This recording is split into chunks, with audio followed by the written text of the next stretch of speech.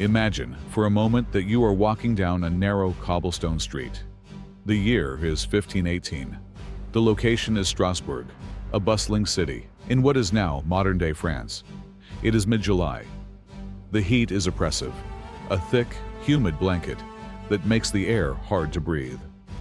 The stench of the city, of refuse, of sickness, of too many bodies in too small a space, is overwhelming. You turn a corner, expecting the usual sounds of a medieval city, the clang of a blacksmith, the shouting of merchants, the crying of a child. Instead, you hear something that makes the hair on the back of your neck stand up. You hear heavy, rhythmic breathing. You hear the wet slap of bare feet hitting the dirt. You hear a low guttural moaning that sounds like grief, but keeps time with a beat that isn't there. And then you see her. Her name is Frau Trophäa. She is standing in the middle of the street. Her face is twisted in a mask of sheer agony. Sweat is pouring down her forehead, stinging her eyes. Her shoes are gone, and her feet are bruised, bleeding and raw. She looks like she is about to collapse, like she is begging for death or sleep, but she isn't sleeping, and she isn't dying. Not yet. She is dancing, she is twisting, twirling, kicking, and shaking. There is no music playing. There are no musicians. There is no celebration. Her husband is standing nearby, pleading with her to stop, begging her to come inside, but she doesn't seem to hear him. It's as if her body has been hijacked by an invisible puppeteer. She dances for hours. The sun goes down, and she dances in the dark. The sun comes up, and she is still moving. If this were just one woman, history would have forgotten her. But within a few days, Frau Trophäa wasn't alone. By the end of the week, 34 other people had walked out of their homes, glassy-eyed and trembling, and joined her in the street. By the end of the month, there were 400 of them. Welcome to the glitch. This is the story of the month history broke logic. This is the dancing plague of 1518. To understand how a city loses its mind, you have to understand the context. 1518 was a terrible time to be alive in Strasbourg. The region was suffering from a brutal famine. A bad harvest had sent grain prices skyrocketing. People were starving.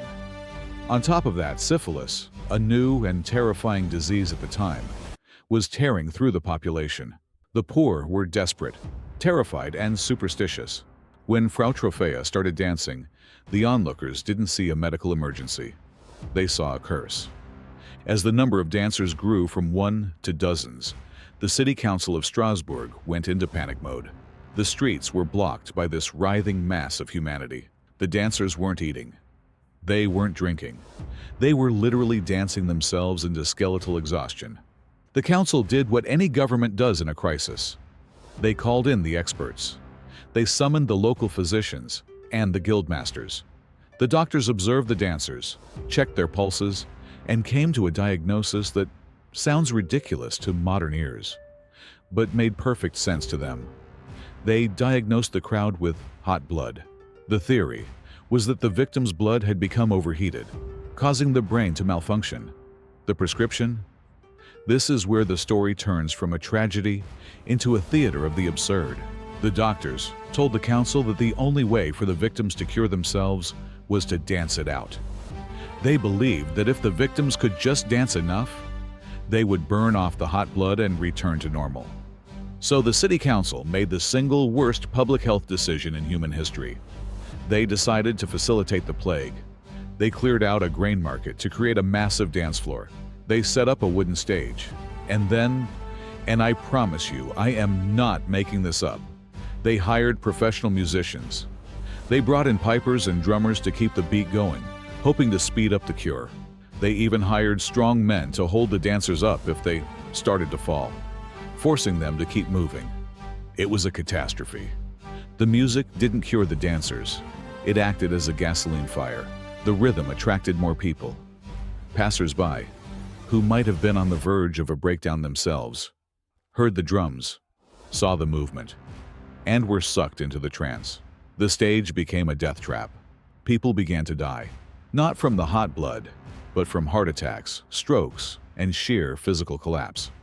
The Chronicle of the time states that at the height of the plague,